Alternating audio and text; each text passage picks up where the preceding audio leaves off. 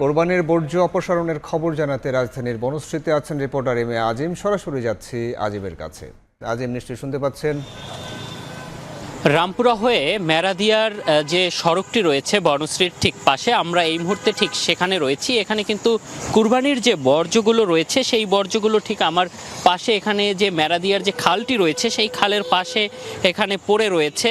এখন পর্যন্ত এখানে কিন্তু কোনো সিটি কর্পোরেশনের কোনো কর্মকর্তা কর্মচারী বা যারা বর্জ্যগুলো অপসারণ করছেন তাদের কারো এখানে দেখা মেলেনি। এখানে কিন্তু বলা চলে যে প্রায় 5 ঘন্টা ধরে এখানে কিন্তু সেই বর্জ্যগুলো পড়ে রয়েছে। তাদের একটি নির্ধারিত সময়সীমা আমরা জেনেছিলাম যে তারা 12 ঘন্টার মধ্যে তাদের যে সিটি কর্পোরেশনের যে বর্জ্যগুলো তৈরি হবে সেই বর্জ্যগুলো ছড়িয়ে ফেলবেন।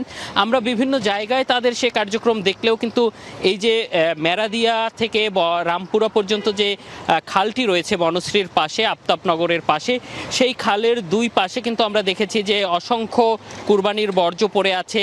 তাই আজ শুধু আমি নই, সবাই জানে সাদার আরেক নাম ফার্স্ট ওয়াশ ডিটারজেন্ট পাউডার। তাদের যে পলি ব্যাগগুলো দেওয়া হয়েছে সেই ব্যাগগুলোও কিন্তু এখানে রয়েছে। সেই ব্যাগগুলো সহই কিন্তু বর্জ্যগুলো এখানে ফেলে রাখা হয়েছে। এগুলো কিন্তু পরিষ্কার করতে এখন পর্যন্ত কেউ এখানে আসেনি এবং সেক্ষেত্রে কিন্তু এখানে দুর্গন্ধ ছড়াচ্ছে, মানুষের চলাফেরায় অনেকটা কষ্টসাধ্য হয়ে দাঁড়াচ্ছে।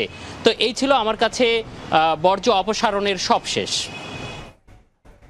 বর্জ্য অপসারণের খবর জানাতে যুক্ত হয়েছিলেন সহকর্মী এম এ আজিম।